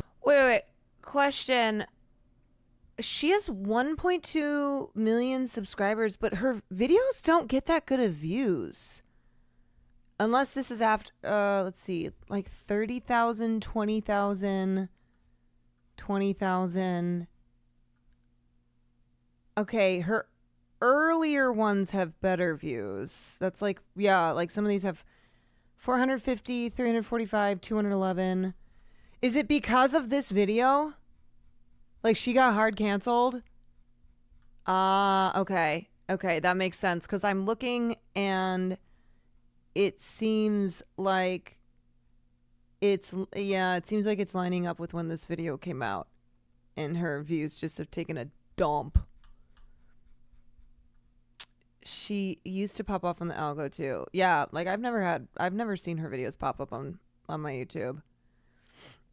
Nobody crosses hbomberguy with their career intact. Yeah, he's made a lot of enemies. What they're doing is unacceptable and is purposefully working There was other drama too where people were already turned off. Okay, so that was the final nail. around the systems designed to stop them doing it. Blair doesn't just reuse other people's footage without credit, though. The video has also been edited to hide the credit that She was gonna there. sue The Fire Legal documentary Eagle? itself used videos posted on Instagram and Twitter by people who attended the event. And guess what? It credits them. Their social media's in the corner. Blair's video steals this footage from the documentary too and puts a filter over it, but also blurs out the social media. She uses a few clips from a Vice video as well, and the Vice logo gets blurred out so you can't tell where it's from. Since Blair's making a documentary out of other people's documentaries without permission for money, she's trying to hide the evidence of whose footage she's using so they don't notice and serve her a fucking cease and desist. Incidentally, when the Vice video uses footage from the documentary, it tells you, because this is how this shit is supposed to work. At one point she uses a clip of a news piece about the festival, which used footage from the documentary, and you'll notice they also correctly credit the footage too. Blair's sources are full of examples of how to credit the source, but if she'd done the same thing, the word Netflix would just be in the corner for 30 minutes. The video's opening features this fan art Pretty sure she was depicting friends her with bro Oyami and then it fisting came with a out she was person I believe she insanely recently racist. sent a cease and desist to. Put this on r/aged like milk. How do you do this thinking you won't get found out is my question. Because you start doing it and then you get away with it and then you keep getting away with it and then you keep getting away with it and then you just never think you're going to be caught. Piece of fan art is better attributed than the documentary she stole this video from. The 25 minutes of clips and quotes from Netflix don't get this treatment. She just says, "Oh, I used these documentaries as research" at the end. And I guess she's not lying. She definitely did. I wish there was room in the video to show you just how much she quotes the documentary Yeah, without you're in telling too you, deep, while your reusing ego. greased up footage from it. But it's most of the video. There's just too much to show. I also You just wanted been to go doing it more too into the long. ways making sloppy, poorly researched videos means the videos are full of obvious mistakes. But this video's looking kinda long, so I shouldn't. However, before I realized I shouldn't, I'd already made all of it. So, check out the new video on my hot new second channel. I have a second channel now. It's not a live stream channel I hastily rebranded. Check it out if you want to see me complain about Blair getting the Stanford prison experiment wrong. And also Silent Hill lore. Why would you want to watch that? I don't know. This is a horrible pitch. As a creator, my question is, why make 3 bad videos a week when you could make 1 half-decent video every 2 weeks? Or 1 pretty good video every year? Videos like this aren't made for the reasons normal people make videos, like to inform or entertain or for the joy of making something. They're made for the purpose of putting out more content. The phrase content mill refers to organizations which produce huge amounts of material very quickly, designed to get attention with no interest in quality. If you've ever seen an article in a search with a compelling title but which says nothing for several hundred words and only tells you the thing you wanted at the end while showing you 7 million ads, you've had the content mill experience, my friend. Some of these are just a link to a video someone else made, but they got to show you ads. There's a ton of channels out there whose objective is to make as much stuff as possible, as fast and as easily as possible. We just watched Cinemassacre become one of these, making easier, lower effort, worse videos, and for the ones that were supposed to be good, outsourcing the editing to a guy they underpaid so badly he later quit, and the writing to a guy who turned out to be stealing shit. The quality suffers, yeah, but if you don't care about quality, you save yourself a lot of time and effort. The people who are in this for the money are engaged in a constant race to the bottom, to find the easiest possible content to make and still get paid for it. If you're a nerd, and look at you, you've been recommended a YouTube short where a robot explains what happens in a comic. The sad You're a story nerd. of Rocket Raccoon, the Does he say I'm drunk a nerd? who knew Batman's identity after Homelander lost his mind. These float to the top because there's catchy names and there's hundreds of them. So they get recommended to everyone even though nobody likes them. My favorite insane content farm stuff is when an AI explains the plot of a movie to you, but the title is "A Woman Wakes Up Covered in Bees" or something. Welcome back to Movie Recaps. Today I will show you a drama, fantasy film from 2018, titled Be With You. Spoilers ahead. These are so Tidal, be perplexing with they you. wrap back around to being performance art. He has It only is 3 very organs sad. left, but the scientists turn him into a super soldier. It's RoboCop! An AI voice explains the plot of RoboCop to you. Incredible! But if something becomes successful, even if it's something this weird, people are going to try and do the same thing, especially if it's easy to crank out, like an AI recapping a film. The opening scene It's features literally a just guy fast who finds food of himself confined within a large cube. The opening videos. sequence introduces a prologue. After this, the chaos caused by the Egyptians is depicted. Today, I'm going to explain a film based on the real-life story of the youngest warrior of World War II called Soldier Boy. Today I'm going to explain the horror zombie film. Today I'm titled going Warm to Bodies. explain this new movie to When the you. man saw it, he was still cursing at his wife. The Dog King has gathered hundreds of stray dogs. He is leading his entire army to attack the city. Hi, Jake Recaps here. Today I am going to explain a Hi, movie Jake called Recaps here. Allerlero. So you can see how content mill shit dovetails very nicely with ripping people off, if not outright plagiarism. And right in the middle of this ecosystem are reaction videos, where people just upload themselves reacting to other people's videos. The money almost makes... Oh, yeah. Hold on a second.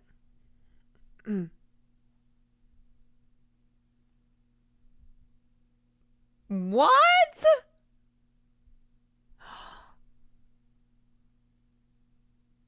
Oh my god. I need...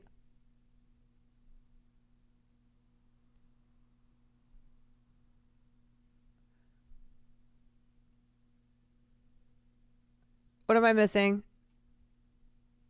What am I missing? Because I'm gonna clip these out for all my videos, but you guys won't know because I'll just pretend that they're in real-time reacts. Do we get it all?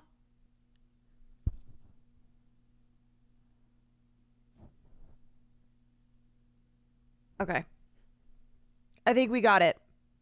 Itself. Reaction videos are a key piece of the Illuminati puzzle here, because that was Blair's previous content mill. A few years back, reacting to Reddit posts was a popular format, and it was easy to make, so hacks jumped on it. She used to make videos reacting to popular Reddit posts, and she'd try to add to the jokes, and, you know, not manage it. After all, if I can't trust the President of the United States, who can I trust?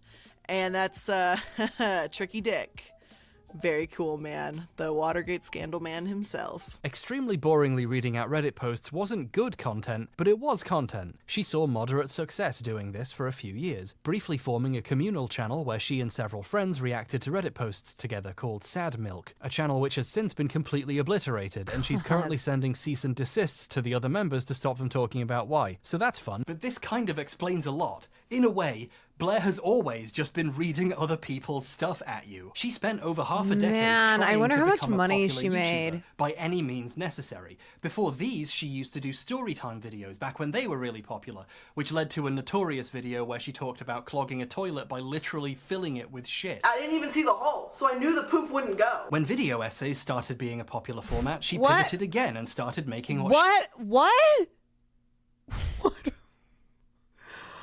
What about poop in a hole? she makes now. None of this has ever been about actually making something she cares about. It's always been about making something popular. When these finally caused her to really take off as a creator, she basically immediately deleted all of her previous... Yeah, these are people who are always chasing the algorithm. These are people who are always chasing whatever is doing well, rather than creating their own thing, rather than going, what is something that I care about? What is something that I want to make? No. They're just chasing what's popular. Cringe attempts to cash in on other trends. Remember when Was it her nearly at the a million Streamer views Awards? disappearing from Philip's channel was a bit weird? Try 40 million. Sounds like those videos aged like milk. Sad milk, that is. The Illuminati channel is a video essay content mill. She has a team of editors helping to put out videos every other day, and she doesn't need a writer. Wikipedia's got her covered. And if there happens to be a documentary on the topic, she can just quote that 40 fucking times. The video happens overnight because she didn't have to do any work. There's a part in the vaccines video where she talks about all the documentaries she's watched as part of her research process. And I don't think she realizes she's telling on herself here. And I've got to tell you that I've seen a lot of documentaries doing research for these deep dives. The Netflix Betting on Zero for Herbalife, The Dark Side of Chocolate for Nestle, documentary series on the hikikomori, and all the Goop episodes on Netflix, Blackfish for SeaWorld, there's a lot. This is just a confession. Referencing the big documentaries on a topic you're covering is fine. Quoting them or using some footage from them makes a lot of sense, I think. But at a Goop certain mentioned point, Slay. you're just repackaging other people's Slay Goop. work and selling it off as your own. And speaking of selling, why would someone do this? Well, when I sat down to watch the Fire Festival video, I got served 2 advertisements before I could hit play, and then immediately got hit by a commercial for Blair's plushie. Make sure to snag one before it's gone because these are not coming back once this runs out. Then 11 minutes in, I got a message from today's sponsor, Mint. God, I wish we could just go back to the era of the internet before everything was taken over by algorithms. Once upon a time, when there were no algorithms, when people weren't chasing those algos, when they didn't, there wasn't a way to it wasn't like an equation that you could solve and just, pump out content that's plagiarized. It's just shit because you're being rewarded in the algo. Mobile, where I could get Squixteen Dingles off my Bexed burger. And we will begin to unravel what happened at the Fire Festival right after this ad break. Make sure you go to mintmobile.com/MLM. That's mintmobile.com/MLM. And then within seconds of that sponsorship ending, I got a second sponsorship. She has 2 right next to each other. Go to blueland.com/Illuminor. Go to blueland.com/MLM. That's 15% off your first order of any products of Blueland orders at blueland.com/MLM. Now, I don't want to speculate how much money Blair made from this sloppy shit that was made in about a day, but I do know how much a video with that many views makes in ad revenue, and I know what the overhead is on those plushies, and I've been offered similar sponsorships. So I'm pretty comfortable in saying she made a fuck ton of money from stealing someone else's documentary. It turns out it's the same twist it always is. Why did this stupid shit happen? Oh, it's money! This is a really good racket. I'm almost jealous. With a small team of editors, you could knock one of these out every few days. And she does. I mean, she doesn't need a writer. Now, maybe this technically isn't plagiarism. Maybe you give them a pass because having a link somewhere in a description makes it okay to have done this. But I think we can all agree that even if it isn't plagiarism, it is, at the very least, MLM son shit. or crypto When daughter. we're talking about creative works, questions like this aren't really about rigid definitions. It's about whether or not something passes the vibe check. Is late term is adult abortion legal? Is abortion after birth an option here? Like everyone's talking about how all these babies are just being aborted after birth. Yeah, can I actually do that? If those are my choices, MLM son or crypto daughter. As adults pretending to be children might say. A lot of this is about how something feels. Case in point, when Blair accused someone else of stealing from her. Healthcare. Plot twist, baby! Party time. The Legal Eagle debacle. This is Devin Stone, law YouTuber and actual lawyer whose channel name is Legal Eagle. He's pictured here interviewing me in my pajamas in the final year I had hair. I used this clip so I could savor it for a second. On April 20th of this year, Blair accused one of Devin's editors of taking her video's style. They were trying to replicate Some will say it's her Photoshop. videos. Her evidence? One of his editors emailed asking how her editors achieved a specific effect in an old video, and then later asked on Discord if he could ask them there. I know, right? And if that's not enough, she posted some comparison shots showing they both have used torn paper effects when showing quotes, and Okay, it is very rich. It is very rich that this lady is accusing other people of plagiarism. Insanely rich. Like, the audacity, and also, you start throwing stones, people gonna look inside your house. I don't know if that's a saying or if I just made that up. But seriously, you start throwing accusations around, people might look into you. highlight text when they show documents. Legal Eagle is no longer the one good lib. It's cut and dry, really. There's just one small question left. Starting saying and fuck that is, it. what Yeah, the hell words are you are made talking up. about? This is one of the most common things you see in all videos. No one owns the concept of highlighting text. You start throwing stones, people are gonna look inside your house. Genius. Tons of people use torn paper Copywriting it. in their visuals when they're quoting books or newspapers. It's basic skeuomorphism. When the thing looks like the thing, that it is. I do the same thing when I'm trying to look professional. Legal Eagle has used these visuals for years, before Illuminati has used them even. Who's ripping off who again? But in any case, it's normal for editors to ask each other how they do things. That's how information spreads. You know those transitions that I do occasionally and Philip did literally all the time? I found out how to do those by asking another YouTuber named BobVids how he made his transitions so smooth in his videos in like 2016, and he told me what plugin he used. Almost everyone finds out about it by asking someone else whose videos they like how they did that thing. Yeah. This is a communal craft where people learn and share things. That's why there's 12 million tutorials for how to do a chromatic aberration effect without having to pay for one of the professional ones. Editing is for the people. More like comradic aberration. Nah. The accusation wasn't just false, it illuminates, haha, how Bless sees the world. She doesn't really understand the concept of sharing amongst creatives, because she's never actually created anything. Ripping people off is her entire business model, so she assumes that's how the rest of the industry works, just people competing to exploit each other's ideas. To this sort of person, the fundamental act of asking questions and talking shop become devious tricks to get you to give away your precious secrets about how you highlight text. Basically, this is a you can tell when someone has only one view of the world based on how they treat you. So like someone who is like, I have to screw you over because that's how things work, because people screw me over, and that's how the world works, and that's the only option there. Okay, Hacks season 3, if you know, you know. But that's because that's all they know.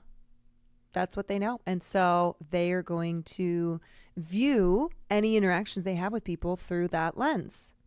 Zero sum game. Accusation. Yes. This particular thing really annoyed me, not just as a video editor, but because I had a personal history with her videos. Here was someone whose career is built on remaking other people's hard work 3 times a week, getting extremely aggressive that someone asked someone else how they did something. I'd found the Brian Deere stuff years ago and kept it to myself because I know this might be hard to believe, I don't like randomly starting fights with strangers, but since Blair seems okay with doing that, and it was on my mind anyway since I was already working on this video, I posted a video with some examples of her ripping off Deer in a quote tweet. A lot of the reactions to my tweets seemed to show that this made people rethink how they felt about the work of someone they previously respected. And this, for me, confirms my hypothesis that whatever you call this, there's something wrong about it. Realizing how heavily regurgitated someone's work is changes how it feels to watch.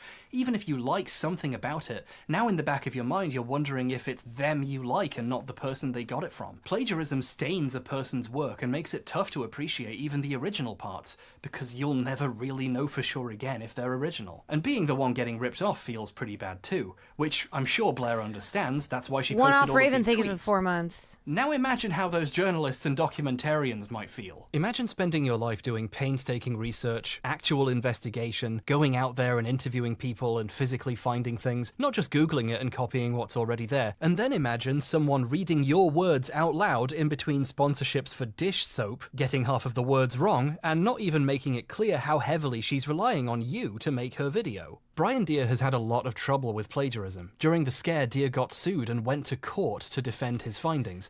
So one of the reasons that studios will say, like, we don't accept unsolicited submissions is it's a way to studios, like, and streaming companies, like basically any major any business that is in the business of film production, is because they don't want accusations of plagiarism and copyright. So it's like, oh, if you send a script and then a movie comes out from, Sony comes out with a movie and then you're like, wait a second, that's my fucking movie. That's my idea and I sent this script, yada, yada. Well, they're protected with the we don't accept unsolicited submissions Could have lost his home in the fight to get the truth heard. So when people steal his work without crediting him properly, it's messed up. Some entire documentaries have come out which don't credit him. Channel 4 did another documentary about Big Wakefield fat recently, liar, and they basically, don't yeah. acknowledge that it was his work they were using. They pretend Channel 4 itself made those discoveries. They try really hard to cut Deer out of the story, and it doesn't even work. Articles he wrote and his book keep popping up in the background. Deer has been battling to have his work properly recognized for years, while other people pretend they discovered it. Deer actually put it best himself when he saw my tweet and replied to it. Sorry to drag you into this, Brian. While copying and pasting text from other people's stuff is a kind of plagiarism, it's not the only kind, and focusing on that as the only way would be a mistake that falls short of understanding the problem.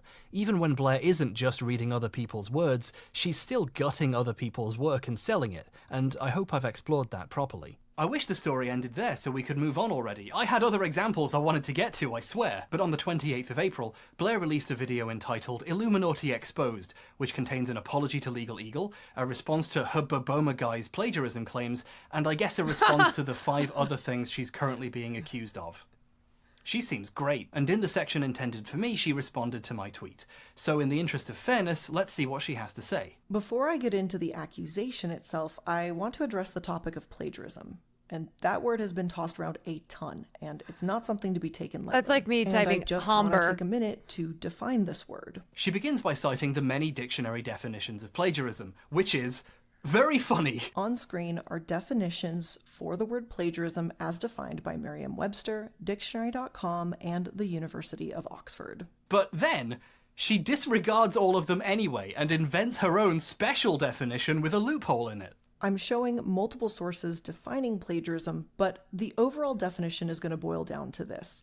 Plagiarism is to take someone else's idea as their own or to not credit the source. The actual definition, you know, the thing that is wrong, passing off other people's work or ideas as your own, has had this new thing grafted onto it to do with crediting of sources. To the not other credit the definitions source, do and she's bring like, up I not credited crediting them. people as part of it, but Blair has made it central to her definition. Remember what I said about plausible deniability?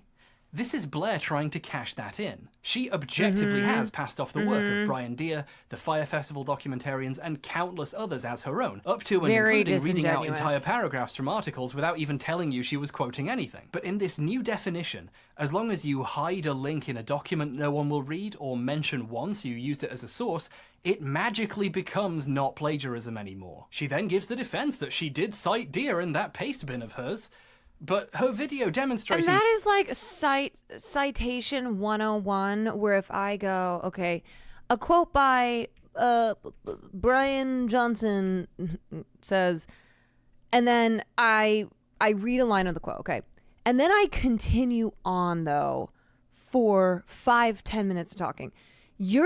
But make it seem as if, like, that was only that one line of a quote. You're going to think that I gave that quote and then everything else is my words after, just like how that was her strategy here. That is like you learn that as soon as you're learning about source citation and plagiarism, where it's like 101 type of shit, where you can't make it seem as if these entire following 3 paragraphs are your words if it's all from a source. But you're just making it seem like that first part is. This actually shows why this is a cheap trick. When you go to my sourcing page for this particular episode, Oh my God, you we're can only a also see third that the of the way. documentary is listed as a source. Illuminati's paste bin full of disorganized links is embarrassing to watch her scroll through. I assume she was trying to show how easy it is to find the documentary in her list, but then she couldn't find it. She cited it as a contextless YouTube link, so she has to have text appear on the screen saying which of these sources was the documentary. What really surprises me about the response is how deliberately manipulative it is. She makes a big show of how thorough she's being in her response. With that definition being clearly identified, let's go ahead and take a look at what Harris brought to the Twitter table. She shows my tweets about the situation, obviously, and she reads them all out, which makes sense. She's used to reading people's words for a long time.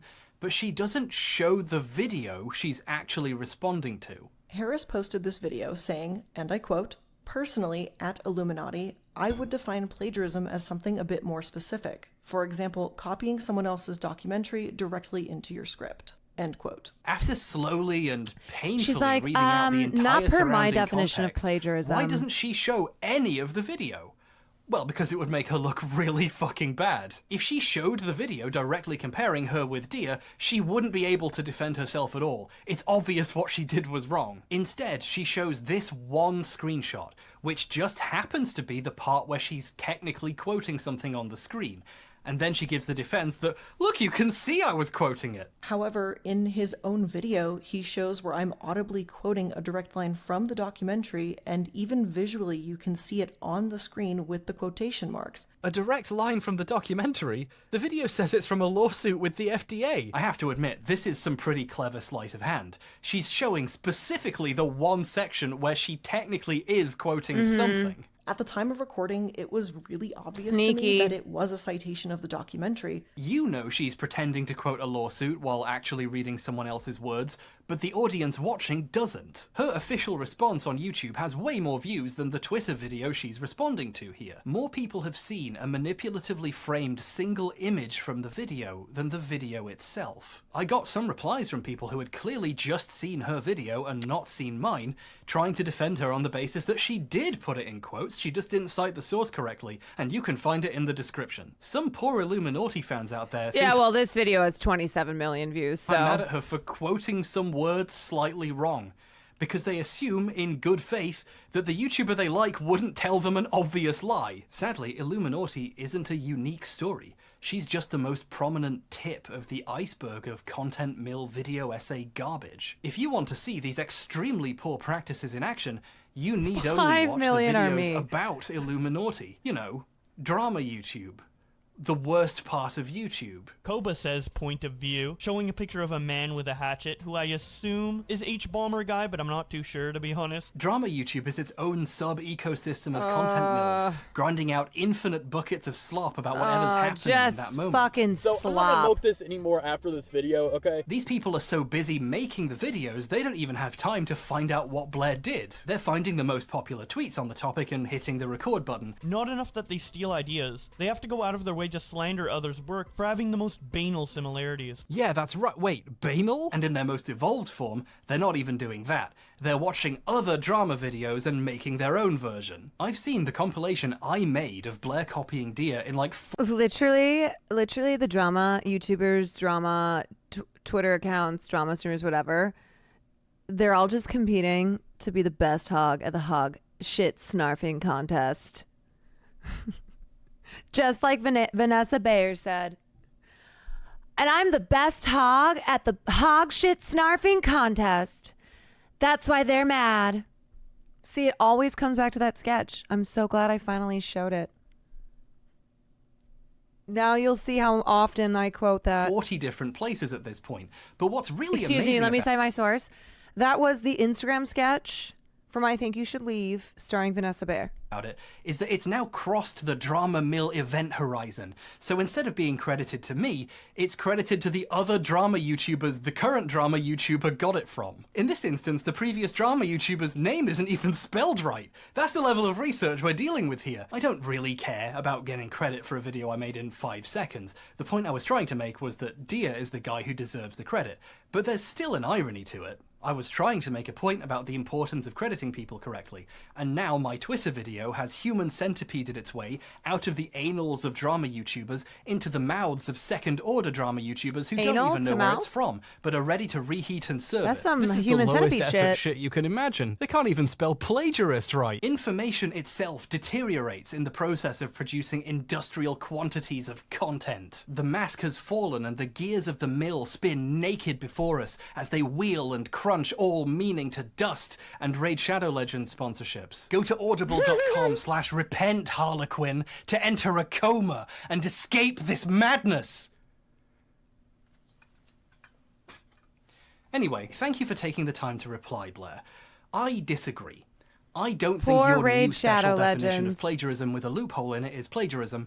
I think plagiarism is plagiarism and you are a plagiarist. But thank you for taking the time to respond. And good luck with all that other stuff. We should probably move on. Let's talk about some good videos.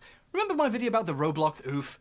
That one did pretty well, didn't it? There's a bunch of stuff I needed to do for a follow-up video, but then I got distracted by this. But I'll do that eventually. But I'm really happy with the reaction to it. A lot of people I deeply respect seem to enjoy it, and it was even Jack's Film's third favourite video of 2022, which for me is an incredibly high honour, far higher than all the real awards I didn't win. His second favourite video was Man in Cave by someone called Internet Historian, and that thing got like 10 million views, so I I'm not cannot surprised. wait for Personally, I'm not a big Historian Internet part. Historian fan. Years ago, I saw a video of his about DashCon, a failed Tumblr convention, and it was really just a bunch of jokes about SJWs and how bad Tumblr is, and it was really disappointing. You know, he had the opportunity to talk about a really interesting moment in history, and he just used it to post cringe. But that video was eons ago, and I don't like to judge people by super old stuff they made, and a lot of people I really respect seem to like him, so I'm sure he's way better now. Anyway, let's finally watch Man in Cave and see what the hype is all about. Have I seen Man in Cave? No. No, I mean it. Pull up your phone, open up Man in Cave, and let's watch it together. No, just type Man in Cave. It's the top one. It's got 10 million views. Okay, Man in Cave. Oh, you can't find it? Man in Cave. It's not there? As of present recording, Man in Cave mysteriously disappeared months ago and has yet to reappear. Man in Cave. What happened to Man in Cave? Oh. All right, we're gonna stop there. That's a good stopping point. What happened to Man in Cave? Well, we'll have to find out next time.